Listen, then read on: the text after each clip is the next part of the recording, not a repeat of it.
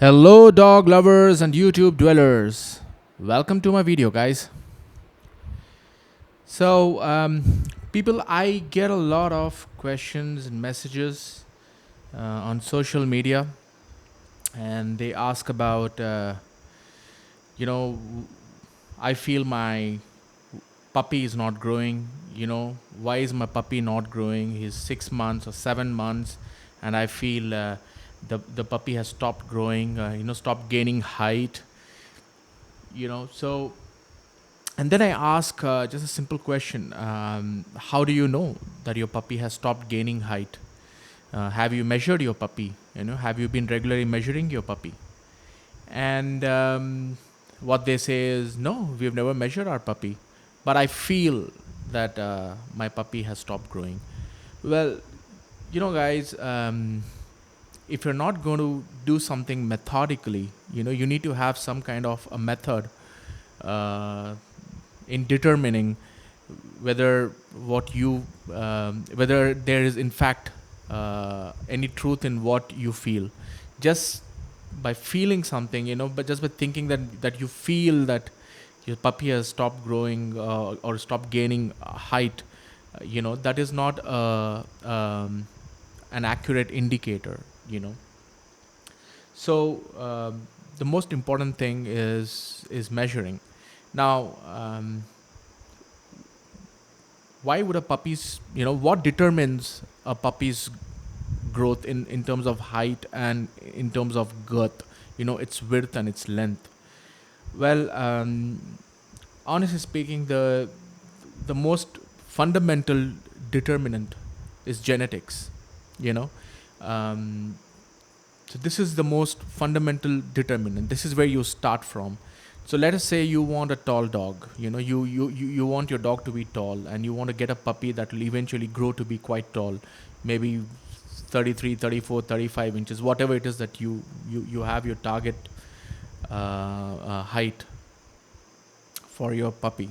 Well, if you want it to grow tall, first of all, you start looking at its its line, its bloodlines, its father's side and its mother's side. And it's not just enough that its father is tall or a father is short. You have to look at 3 to 4 generations behind.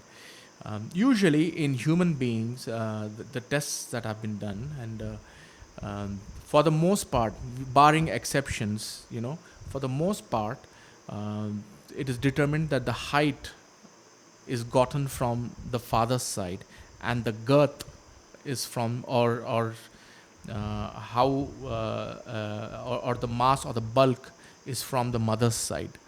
So if you're looking to add a lot of height to your to get a lot of height in your puppy, you're looking for a very tall dog eventually, you will have to look at the the generations in the father's side, not just the father, but the grandfather of the puppy and the grandfather's father of the puppy. So you go back 3 4 generations, and by doing so, if you look at uh, um, these generations behind, and you see that, in fact, all these dogs, the grandfather, the great grandfather, all these dogs have been tall, then it's a good indicator that your puppy would also end up growing quite tall. um, on the other hand, if you're looking for a puppy that has a lot of mass, it's very bulky looking, well, then you have to look at the mother's side, mother's father, his father and his father. So you go back 3 4 generations on the mother's father's side, and then you determine, have they been very wide and bulky and girthy dogs? And if they have been, then again, that's a good indicator that your puppy will end up being quite wide and quite girthy and bulky.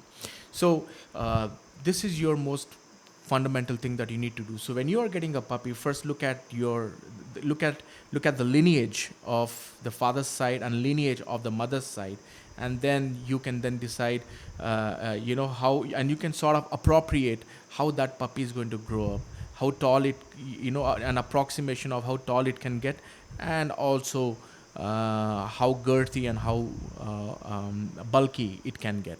Now, that's one indicator. Once that has been established, the second thing that you have to do is start measuring and weighing your pup every month. So let us say that you got your pup about when your pup is 40 days, 50 days, 2 months, whatever. You can start from 2 months, really. So from the time when the pup is 2 months old, every month you start measuring. You start measuring the height of the pup, and then you start measuring or weighing the pup, measuring the weight of the pup. And you have to do this every single month, at least till the pup is 1 year, 12 months of age. I would recommend 18 months, really, because with these import lineage puppies, they tend they tend to grow for a longer period of time. So this is very important as well. So you start measuring your pup, start keeping records of the measurement of your pup from 2 months onward to all the way to 12 or 18 months. So once you've determined that your puppy has this good lineage, both your father side and as far as on the mother's side, then you look at the other thing, the next thing. The next thing that you look at is the diet of the puppy. Now, um, so now you know that your puppy has this potential to grow to 33, 34, 35 inches, right? Because you've seen the lineage, and you've done your research on the lineage of the puppies. Now, after your homework in that sense is strong as far as the lineage and the bloodline of the puppy is. Then you look at the food.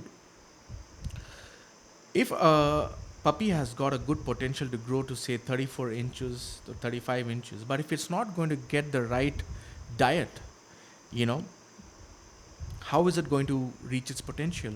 So you may have a puppy that has this potential to reach, but if you're not going to give it the right kind of food, the right proportions, and the right mixture of proteins and fats, etc., and vitamins and minerals, then that puppy will never grow to 30 to its potential, or whatever its potential is, whether it's 33, 34, 35 inches.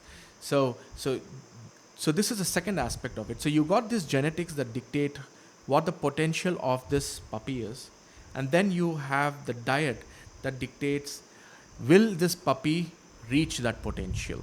So these are the two different things. um, that is very important in the sense that the puppy needs, especially large breed puppies, they need a lot of attention towards their diet. You need to know that they are getting a very good a balance of all these things, not just the amount of food you give, but the quality of food is so important. Now, very important thing is to weigh the food. So it's very important to measure the food, to weigh the food, and also make sure that the proportions of organ versus meat, and the fats, and the vitamins and minerals, all these things um, are in good proportion and what they should be. This is very important when it comes to puppies, especially the large breed ones.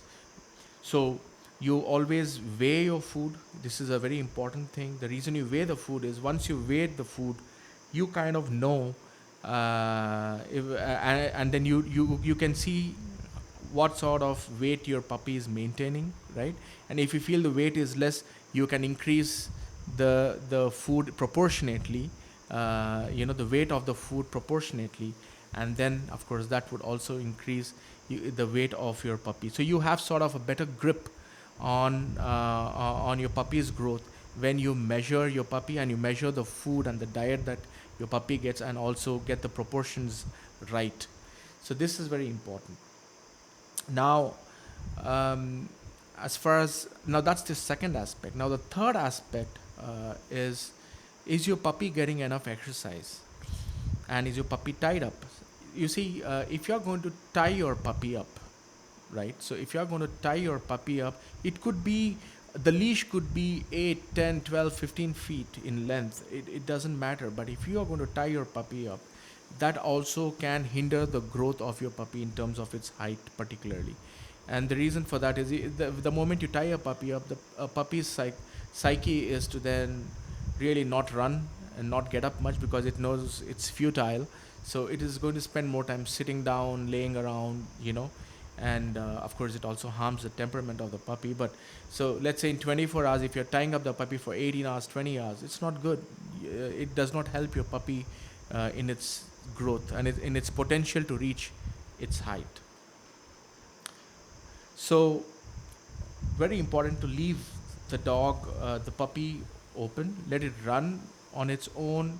So when it runs and it chases after bugs and vermin and rodents, whatnot, or chases after anything, it's exercising. It's getting up instantly. It's running. It runs when it wants to. It sits. It moves around when it wants to. So it has this liberty to do its thing. When it comes to its physical activity, and this helps tremendously in terms of bone development and joint development. You don't need to have like a 10-acre land for you to leave your puppy open and that it runs around there. No, even a small plot of land is more than enough. But as long as the puppy is open and not tied up, well, at least not for the most part of the day. You can tie up for a couple of hours or 3 hours a day. That's okay. But tying up for a good part of the day is not a good idea. So you want to leave your puppy open.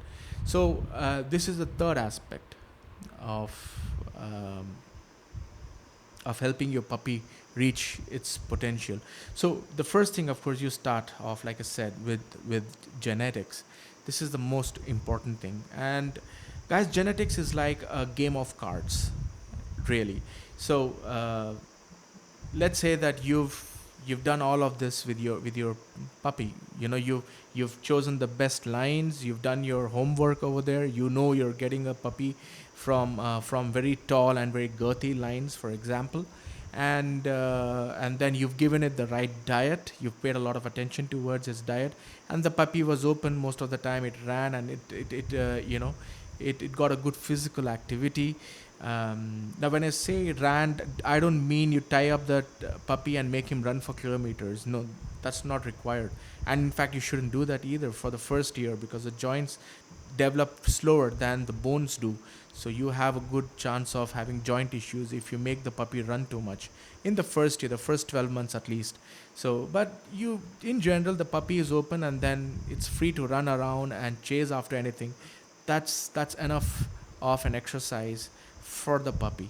So you've done that, and now so the puppy has received a well balanced diet, the correct amount, the correct weight of the diet, and the puppy was also running around. It got a good physical exercise, and yet your puppy did not grow to the height of its forefathers, whatever that height would be, whether it was 33 inches, 34, 35, whatever. Just don't be alarmed and don't be disheartened. This can happen, people. This can happen. And the reason this can happen is because, again, genetics is like a game of cards. You do not know which genes express themselves, which genes do not express themselves, which genes are suppressed. You know, it could be that the height gene, you could probably your friend could have picked up another dog from the same litter, and his dog could have reached 34, 35 inches, for example. But your dog, even after all that care, could reach only, let's say, 31 inches, 30, 31 inches. Don't be disheartened. This can happen because genetics is like that. It can be a boon or it can be a curse. It can be both, and it's a lottery, really. So there is a way to check, but we are really at in the infancy stages of genetic testing in dogs right now. But there is a lot of research happening. Possibly in some time in the future, you could probably do a blood test and determine if the gene for its height is going to be expressed or not. But as of now, it's not possible.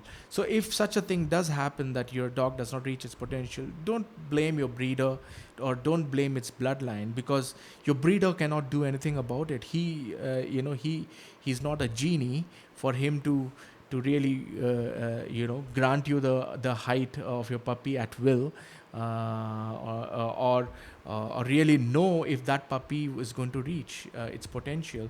And don't blood the bloodline. Don't blame the bloodlines either, because from the same bloodline, from the same litter, more puppies might have reached that height. And don't blame yourself either if you have taken care of all these things that I spoke about, because there's nothing you did what you could do best, and yet if it didn't reach, well, that's just plain luck that it turned out that way. um, However, one very important thing that I feel is to be noted over here is that, let's say your puppy reached only 30 or 31 inches, but what about its progeny? So you got your puppy mated, your dog mated, and will its puppies, the puppies that its sires, will they grow up tall? Well, worry not. Absolutely, they will grow up tall, and the reason they will is because your pup might not have reached its might not have grown to be a very be a very tall dog, but it still does carry those tall genes in him, right? Because his forefathers, and his brothers probably, maybe from the same litter or from a different litter, perhaps. Uh, they they've really reached, their genes were expressed and they did grow tall. So that is there in him, and for sure in his litter you will definitely have tall dogs. But again, it's always going to be a mixed one. Let's say that the litter that your dog sired had about 5 male puppies in them, then you would have about 1 or 2 male pups that would reach 33, 34 inches, if it was in their bloodline, that is. And then maybe one might only reach to about 31 inches, another might grow to 32, another to 33. So again, it's going to be a mixed bag, because like I said, genetics is like a game of cards. So but yeah, for sure, many dogs in that litter will be much taller than your than your dog, if your dog didn't really reach a very tall height, or a height that you desired in. So this is what I have to say um, about this topic. Another thing to note is, don't go by the female. Maybe your puppy's mother was only 28 inches, for example, or 27 inches or 28 inches. But since her genes, for the most part, again, I'm saying there are exceptions, but let's take exceptions away. For the most part, are not going to contribute to the height of your dog. You don't have to worry about how tall or how short the dam is, the mother of your pup is. You always, for the height, you go for the father. But then again, for the girth and the length of the puppy, you have to look at the father and forefathers in the mother's side, because that gene, for the most part, comes from the mother. um, so that's genetic part, then the food part, and then of course you leave it open, and then you just hope for the best. And in more cases than not, you will end up with a nice tall dog. Only in very rare cases would your dog, even despite looking at all these different facets, end up being shorter than your expectations. But by and large, yeah. So this is the scenario. So guys, thanks a lot for watching this video. If you like the video, please press like, please do share, and please do subscribe to this channel. And until next time, ciao.